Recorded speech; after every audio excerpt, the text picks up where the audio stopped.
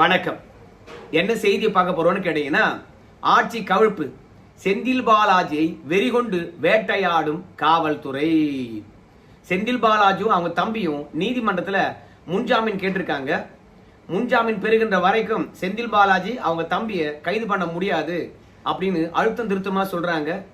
ஒரு சில பேர் செந்தில் பாலாஜியும் அவங்க தம்பியும் நேபாளத்துக்கு போயிட்டாங்க, அதனால அவங்கள கைது பண்ண முடியாது அப்படின்னு சில பேர் சொல்றாங்க. இன்னும் சில பேர் என்ன சொல்றாங்க கேட்டீங்கன்னா, செந்தில் பாலாஜியும் அவங்க தம்பியும் தப்பிக்க விட்டதே தமிழக காவல்துறை தான். அதனால தமிழக காவல்துறையே போய் செந்தில் பாலாஜியும் அவங்க தம்பியும் கைது பண்ணுவாங்களா? அது முடியாத காரியம் அப்படின்னு சொல்றாங்க.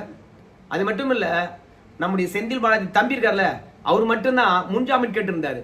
ஆனா இப்போ செந்தில் பாலாஜியும் முன்ஜாமீன் கேட்டிருக்கின்றார். இப்படி ரெண்டு பேரும் முன்ஜாமீன் கேட்பது எதற்காக அப்படின்னு அரசியல் விமர்சகர்கள் ஒரு விளக்கம் அளித்திருக்கின்றார்கள்.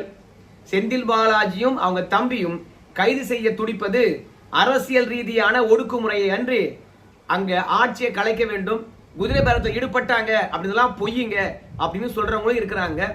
அரசியல் ரீதியாக செந்தில் பாலாஜி அவங்க தம்பியை ஏன் ஒடுக்கணும், அதுக்கு என்ன அவசியம், அதையும் பார்க்கலாம். இரண்டாவது, ஆட்சி கவிழ்ப்புக்கும் செந்தில் பாலாஜிக்கும் அவங்க தம்பிக்கும் தொடர்பு இருக்கா இல்லையா, அதையும் சேர்த்து பார்க்கலாங்க. ஆனா அதற்கு முன்பாக இதுவரைக்கும் நம்ம சேனலை நீங்க சப்ஸ்கிரைப் பண்ணலனா மறக்காம சப்ஸ்கிரைப் பண்ணிட்டு கொஞ்சம் சப்போர்ட் பண்ணுங்க. முதல்ல செந்தில் பாலாஜியும் அவங்க தம்பியும் நீதிமன்றத்தை நாடி இருக்கின்றார்கள். இப்படி நீதிமன்றத்தை நாடுவதற்கு என்ன காரணம் அப்படின்னு பார்க்கும் பொழுது, காவல்துறையானது செந்தில் பாலாஜி மற்றும் அவங்க தம்பி எங்க இருக்கிறாங்க அப்படின்றத கண்டுபிடிச்சிட்டாங்க, இல்ல நெருங்கி விட்டாங்க அப்படின்றது நல்லா தெரியுதுங்க. செந்தில் பாலாஜியும் அவங்க தம்பியும் நேபாளத்தில் இருக்கிறாங்கன்னு தான் சொல்லிட்டாங்களேப்பா, என்னப்பா கை புண்ணுக்கு கண்ணாடி தேவையா அப்படின்லாம் நீங்க கேட்பீங்க. அரசியல்வாதியை பொறுத்த வரைக்கும் தான் எங்க இருக்கிற என்ற விஷயத்த வெளிப்படையா சொல்லுவானா, இல்ல வெளியே உலா வருகின்ற அந்த இடத்துல உண்மையாவே செந்தில் பாலாஜி அவங்க தம்பி இருப்பாங்களா? அதனால நேபாளத்தில் இருக்கிறாங்க அப்படின்னு சொல்லிவிட்டு அவங்க வேற ஒரு ஊர்ல இருப்பாங்க, இவையெல்லாம் திசை திருப்புவது. ஆனால் செந்தில் பாலாஜியும் அவங்க தம்பியும் காவல்துறை இடத்துல சிக்கிட்டாங்க. இன்று இரவு அல்லது நாளை காலை நீதிமன்றத்தில் ஆஜர்படுத்துவாங்க அப்படின்னு சொல்றாங்க. அப்படி இல்லை என்றாலும் கூட செந்தில் பாலாஜி அவங்க தம்பி ரெண்டு பேரையும் கைது பண்ணா கூட வெள்ளிக்கிழமைக்கு பிறகுதான் நீதிமன்றத்தில் ஆஜர்படுத்துவதற்கான வாய்ப்பு இருக்கிறது அப்படின்னு சொல்றாங்க. ஏன்னா நம்முடைய முதலமைச்சரை பொறுத்த வரைக்கும் கரூருக்கு போயிட்டு வந்துடணும், எந்த பிரச்சனையும் இல்லாத அளவுக்கு. அவரு போயிட்டு வந்த பிறகும் நம்ம ஜோசப் விஜய் அவர்கள் விமர்சனங்களை எதிர்கொள்ளக்கூடாது. அதனால செந்தில் பாலாஜியும் அவங்க தம்பியும் ஒன்னு தலைமறைவா இருக்கட்டும், இல்ல கைது பண்ணி சிறையில் இருக்கட்டும். ஏன்னா கரூர் சம்பவம் நடந்து எத்தனை மாதங்கள் ஆச்சு, செப்டம்பர் மாசம் நடந்ததுன்னு நினைக்கிறேன். இத்தனை மாதங்களாக கரூர்ல பாதிப்படைஞ்சவங்களை விஜய் அவர்கள் போய் பார்க்காம இப்போ போய் பார்க்கிறாருன்னா என்ன காரணம்? இடைத்தேர்தல் வரப்போகுது, எம்ஆர் விஜயபாஸ்கருக்காக பிரச்சாரம் பண்ண போறாரு. அதனாலதான் நிதி உதவியும் பண்ண போறாரு, வேலை வாய்ப்பும் கொடுக்க போறாரு, ஆறுதலும் சொல்ல போறாரு, கரூர்ல ஆய்வு கூட்டங்களையும் நடத்த போறாரு.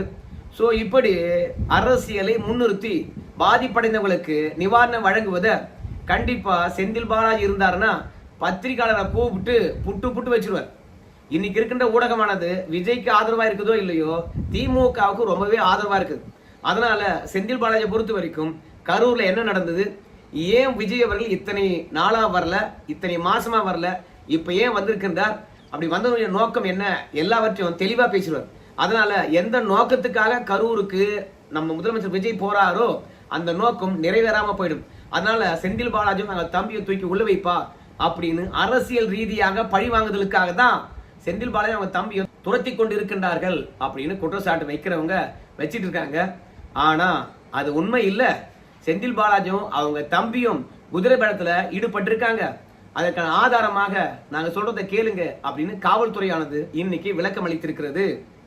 செந்தில் பாலாஜியும் அவங்க தம்பியும் ஜாமீன் மனுவில் பொறுத்த வரைக்கும் என்ன சொல்லியிருக்காங்க அப்படின்னு பார்க்கும்பொழுது, எஃப்ஐஆர்ல எங்க ரெண்டு பேருடைய பேரும் கிடையாதுங்க, எதுக்கு தேவையில்லாம காவல்துறையானது எங்களை தேடுதுன்னு நமக்கு தெரியலீங்க, எங்க மீது யாராவது புகார் அளித்திருந்தா எங்களை கைது செய்யலாம், எங்களை தேடலாம், ஆனா புகாரே அளிக்காம எங்க மீது குற்றச்சாட்டே இல்லாம எங்களை தேடுவது அரசியல் பழி வாங்குதலை தவிர வேற என்னங்க அப்படின்னு சொல்லிக்கிட்டு திரியுறாங்க. அதுக்குதான் இன்னைக்கு தமிழ்நாடு காவல்துறையை பொறுத்த வரைக்கும் நரேஷ் என்கின்ற ஒரு வீட்டில் போய் அதிரடியாக சோதனை செய்திருக்கின்றார்கள். உங்க எல்லாருக்கும் தெரியும், இந்த குதிரை பேர வழக்கில் 9 பேர் கைது பண்ணியிருக்காங்க. முக்கியமான நபர் யாருன்னு கேட்டீங்கன்னா அருகம்பாக்கம் திருநாகஸ் அவர்கள் தான். அவருடைய மேற்பார்வையில தான் மீதி இருந்த 8 பேரும் வந்து செயல்பட்டு இருக்கிறாங்க அப்படின்னு சொன்னாங்க. ஆனா இந்த திருநாகரசு அவர்கள் கூட பலியாடு தான். சும்மானா இந்த ஆட்சியை கவிழ்க்கிறதுக்காக ஒரு டீமை செந்தில் பாலாஜியும் அவங்க தம்பியும் களமிறங்கினாங்க தெரியுமா? அதுல வருமானத்துக்காக நானும் களமிறங்குகின்றேன் என்று திருநாகரசு அவர்கள் போய் தானா மாட்டிக்கினவர் தானா. ஆனா அவரெல்லாம் பெருசா மூளையாக செயல்படல அப்படின்னு சொல்றாங்க. செந்தில் பாலாஜி தம்பியும் அவங்க அசோகம் வந்து தன்னுடைய நெருங்கிய நண்பராக இருக்கக்கூடிய நரேஷ் கிட்ட தான் எல்லா விஷயத்தையும் பகிர்ந்து கொண்டிருக்கின்றார்கள். அந்த நரேஷ் யாருன்னு கேட்டீங்கன்னா திருச்சியில் இருக்கக்கூடிய திமுகவுடைய முக்கிய புள்ளி. இந்த நரேஷ் கிட்ட என்ன சொல்லிட்டா கேட்டீங்கன்னா செந்தில் பாலாஜி தம்பி அசோக் அவர்கள் என்கிட்ட பணம் கேட்காதப்பா, ஒரு கார்பரேட் நிறுவனத்தை சொல்ற, அதுங்கிட்ட நீ பணம் எவ்வளவு வேண்டுமானாலும் வாங்கிக்க, எத்தனை எம்எல்ஏவுக்கு நீ விலை பேச முடியுமோ அத்தனை எம்எல்ஏ கிட்ட விலை பேசு அப்படின்னு அசோக் அவர்கள் வந்து ஒரு கார்பரேட் நிறுவனத்தை கைகாட்டி விட்டுருக்காரு. அது மட்டும் இல்ல, முதற்கட்டமாக குறிப்பிட்ட தொகையை இந்த நரேஷ் கிட்ட கொடுத்துருக்கிறாரு. நரேஷும் அந்த பணத்தை கொண்டு போய் தன் வீட்டில் வச்சிருக்காரு. அது மட்டும் இல்ல, எத்தனையோ தமிழக வெற்றி கழக எம்எல்ஏக்களுக்கு அட்வான்ஸ் கொடுத்ததாக தெரிகிறது. அது மட்டும் இல்ல, இன்னைக்கு காவல்துறையானது நரேஷ் வீட்டை போய் அதிரடியா சோதனை செய்கின்ற பொழுது அங்கிருந்து 13 லட்சம் ரூபாய் கைப்பற்றி இருக்கின்றார்கள். நரேஷ் மற்றும் நம்முடைய செந்தில் பாலாஜி தம்பி அசோக் இருக்கின்றாரு. அவங்க 2 பேரும் உரையாற்றின பல உரையாடல்களை இன்னைக்கு காவல்துறையானது கைப்பற்றி இருக்குது. அதில் அசோக் அவர்கள் என்ன சொல்றான்னு கேட்டீங்கன்னா, அடிக்கடி என்னை தேடி வராது, என்கிட்ட போன் பண்ணாத, என்ன வேணுமோ மொத்தமா வாங்கிக்க, எத்தனை எம்எல்ஏ வேண்டுமானாலும் தட்டி தூக்கு அப்படின்னு சொல்லிட்டு நரேஷுக்கும் அசோக்குக்கும் இடையில இருக்கக்கூடிய தொடர்பை துண்டிச்சிட்டு இருக்கிறார். தொடர்ந்து பேசினாங்கன்னு வச்சுங்களேன், இல்ல தொடர்ந்து சந்திப்பு நிகழ்ந்து வச்சுங்களேன், காவல்துறைக்கு சந்தேகம் வரும், அப்படி இல்லையா உளவுத்துறைக்கு சந்தேகம் வரும். இந்த சந்தேகத்தை நாமளே ஏற்படுத்தி விட வேண்டாம் என்பதற்காக தான் எந்த கார்பரேட் நிறுவனமானது பணம் தருது, உனக்கு இப்ப எவ்வளவு பணம் வேணும் என்பதெல்லாம் கேட்டு அவருக்கு போதுமான அளவுக்கு பணத்தை கொடுத்துட்டு, அது மட்டும் இல்ல எந்த எம்எல்ஏவெல்லாம் நாம அப்ரோச் பண்ணணும்னு சொல்லிட்டு அந்த லிஸ்ட்டை கொடுத்துட்டு செந்தில் பாலாஜி அசோக் அவர்கள் அப்போதைய தலைமறைவாயிருக்கிறாரு. ஏன்னா இன்னைக்கு ரைட்ல போய் பார்த்த பிறகு தமிழக வெற்றி கழகத்தில் இருக்கின்ற எம்எல்ஏக்கள் 50 பேருக்கு மேலாக லிஸ்ட்ல இருந்திருக்காங்க. இந்த 50 பேர்ல வந்து திமுக பக்கம் எத்தனை பேர் சாய்வாங்கன்றத நம்ம பணம் கொடுத்து பேரம் பேசினாதான் தெரியும், கச்சிதமா முடிங்க அப்படின்னு சொல்லிவிட்டு இந்த நரேஷ், கார்த்திக், ரமேஷ், திருநாக்கரசு, மேடவகத்தில் இன்னொரு புள்ளி, அவரையும் வந்து பாத்தீங்கன்னா கைது பண்ணிருக்காங்களா. இவங்க ஒட்டுமொத்த நெட்வொர்க்காக தமிழகம் முழுவதும் பிரிந்து வேலை பார்த்திருக்காங்க இந்த ஆட்சியை கவிழ்ப்பதற்கு. அதனால நரேஷ் வீட்டுல போய் சோதனையிட்ட பிறகு செந்தில் பாலாஜிக்கும் அவங்க தம்பிக்கும் இந்த ஆட்சி கலைப்புல எந்த அளவுக்கு தொடர்பு இருக்குது அப்படின்னு விஷயமானது தெளிவாயிடுச்சு. அதனாலதான் இத்தனை நாள் முன்ஜாமீன் கேட்காத செந்தில் பாலாஜி அவர்கள் இப்போது முன்ஜாமீன் கேட்டிருக்கிறாரு. மொத்தமாக செந்தில் பாலாஜியும் அவங்க தம்பியும் சிக்கினாங்கன்னா சங்குதான். ஏன்னா ஏகப்பட்ட ஆவணங்கள், தவேகாவுடைய சட்டமன்ற உறுப்பினருக்கு வர அட்வான்ஸ் கொடுத்துருக்காங்களாம். அந்த அட்வான்ஸ் வாங்கின தவேகா சட்டமன்ற உறுப்பினர்கள் நம்முடைய தமிழக வெற்றி கழகத்துடைய தலைமைக்கு, ஐயா சாமி எங்க மீது சந்தேகப்படாத, சும்மானா பேரை எழுதி உனக்கும் எனக்கும் இடையில ஒரு பிரச்சனையை உண்டு பண்ணி கட்சிக்குள்ள குழப்பத்தை ஏற்படுத்துறதுக்காக தான் இப்படி செயற்கையாக நான் பணம் வாங்கினேன், அவங்களுடைய தொடர்புல இருந்தேன் அப்படின்னு கதை கட்டுறாங்க. திமுகவுடைய சதி வலையில தயவு செய்து சிக்கிறாதீங்க, எங்களை கட்சி விட்டு தூக்கிடாதீங்க அப்படின்னு தமிழக வெற்றி கழகத்துடைய எம்எல்ஏக்கள் யாரெல்லாம் திமுகவுடன் தொடர்புல இருந்தாங்க, அட்வான்ஸ் வாங்கினாங்க, அது மட்டும் இல்ல நரேஷ் அவர்கள் யாருக்கெல்லாம் பணம் கொடுத்த என்று சொல்ற லிஸ்ட் எல்லாமே பொய்.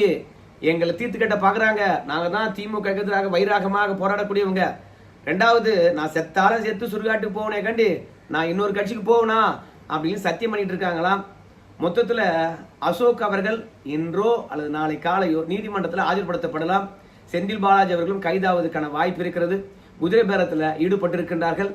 ஒரு சட்டமன்ற உறுப்பினருக்கு 50 கோடி, ஏன்னா முதல்ல 35 கோடி வந்து பேசியிருக்கிறாங்க, அதுக்கு ஒத்துக்கல, 50 கோடி பேசியிருக்கின்றார்கள். 2வது அபார்ட்மெண்ட்ஸ் அல்லது தனி வீடு கோயம்புத்தூர் அல்லது சென்னையினுடைய ஆட் பகுதியில் வந்து பார்த்தீங்கன்னா மைய பகுதியில் வந்து பேசியிருக்கிறாங்க. அதனால இன்னைக்கு ஒட்டுமொத்த நம்ம செந்தில் பாலாஜி அவங்க தம்பியினுடைய நெட்வொர்க்கை காவல்துறை தட்டி தூக்குனதுனால செந்தில் பாலாஜும் அவங்களுடைய தம்பி அசோகும் ஆட்சி கவிழ்ப்புல நேரடியாக ஈடுபட்டிருப்பது தெல்ல தெளிவாக தெரிகிறது. செந்தில் பாலாஜிக்கும் அவங்க தம்பிக்கும் ஆட்சி கவிழ்ப்புல ஏன் அவ்வளவு ஆர்வம் அப்படின்னு கேட்பீங்க. நிச்சயமாக இது திமுக தலைமை சொல்லாம செந்தில் பாலாஜி அவங்க தம்பி செய்திருக்க வாய்ப்பில்லை. அப்படின்னு சொல்றாங்க ஒரு தரப்பு. இன்னொரு தரப்பு என்ன சொல்றாங்க கேட்டீங்கன்னா, திமுக தலைமையை குளிர்விக்க வேண்டும் என்றால் நாம இந்த குதிரை பேரத்தை நம்ம தட்டி தூக்கணும், அதன் மூலமாக நம்முடைய தலைவருக்கு சர்ப்ரைஸ் தரணும் அப்படின்றதுக்காக தான் செந்தில் பாலாஜி தம்பி அசோக் அவர்கள் இந்த நரேஷ் கிட்ட உரையாடல் நிகழ்த்துகின்ற போது, எவ்வளவு பணம் வேண்டுமானாலும் தர, ஒரு தலைக்கு எவ்வளவு கேட்டாலும் கொடு, ஆனால் திமுக ஆதரவா இருக்கணும், சபாநாயகருக்கு எதிராக ஓட்டு போடணும் பார்த்துக்க அப்படின்னு சொல்லிவிட்டு 35 கோடி 55 கோடி அப்படின்னு சொன்ன கதையெல்லாம் போய் இன்னைக்கு எவ்வளவு கோடிகள் வேண்டுமானாலும் நான் தரேன், சட்டமன்ற உறுப்பினர் விலைக்கு வாங்கிட்டா போதும் அப்படின்னு களமிறங்கி இருக்கின்றார்கள். ஸோ திமுக தலைமை சொல்லாம இவ்வளோ ஆணித்தரமா சொல்ல முடியுமா? அதனால இதுவரைக்கும் கைது செய்யப்பட்டிருக்க அத்தனை பேருமே வந்து செந்தில் பாலாஜி அவங்க தம்பியினுடைய வலதுகரம். ஆனா செந்தில் பாலாஜியும் அவங்க தம்பியும் கைது பண்ணோம்னா இவங்க 2 பேரும் யாருடைய வலதுகரமா இருக்காங்க ஆட்சி கவிழ்ப்புல அப்படின்றது தெரிஞ்சிடும். அதனால ஒட்டுமொத்த நெட்வொர்க்கையும் தட்டி தூக்க வேண்டும் என்பது தான் திமுகவை முடக்குவதற்கான ஒரு பெரிய வழியா இருக்கும் அப்படின்னு தவேகா நினைக்குதான்.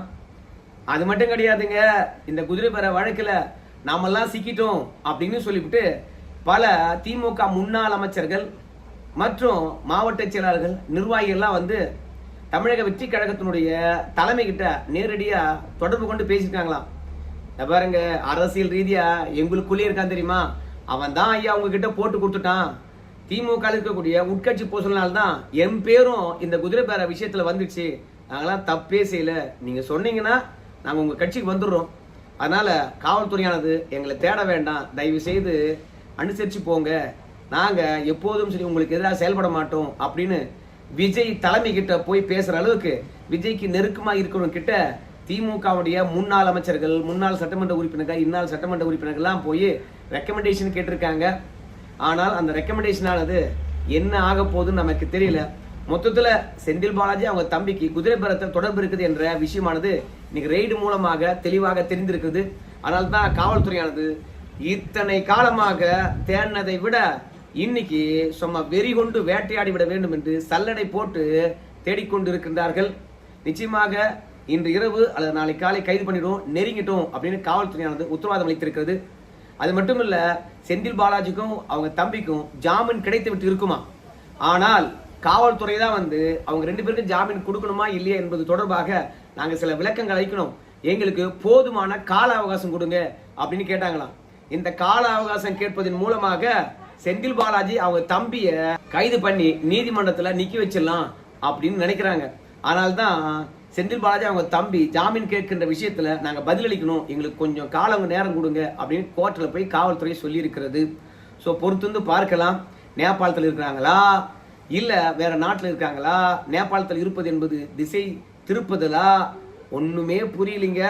மொத்தத்துல எவ்வளவு கொள்ளாட்சி வச்சிருந்தா இந்த செந்தில் பாலாஜி அவங்க தம்பியும் எத்தனை கோடி வேண்டுமானாலும் சரி, ஆனா தமிழக வெற்றி கழக எம்எல்ஏக்கள் நம்ம பக்கம் இருக்கணும் அப்படின்னு சொல்லியிருக்கிறாங்க. சட்டமன்றத்துல ஆளுநருக்கு எதிராக ஓட்டு போட்டீங்கன்னா முழு பணம் வரும், இப்போது கொஞ்சம் வாங்கிக்கங்க அப்படின்னு அட்வான்ஸ் எல்லாம் கொடுத்துருக்காங்களாம். மொத்தத்துல இந்த ஆட்சி 5 ஆண்டு காலம் இல்லாம கலைஞ்சதுன்னா விஜய்க்கு அனுதாபலை வந்து அந்த ஆளே ஜெயிச்சாலும் ஜெயிச்சிருவான் போல இருக்குது, எம்ஜிஆர் மாதிரி 1980. சரி, பார்க்கலாம் என்ன நடக்க போகுதுன்னு சொல்லி. செந்தில் பாலாஜி கைது பண்ண முடியுமா இல்ல காவல்துறையை தப்பிக்க வைத்து பாதுகாத்து கொண்டிருக்கின்ற காவல்துறை அவங்களை கைது பண்ணுமா, ஒன்றும் தெரியலீங்க. உங்க கருத்து சொல்லுங்க. நன்றி.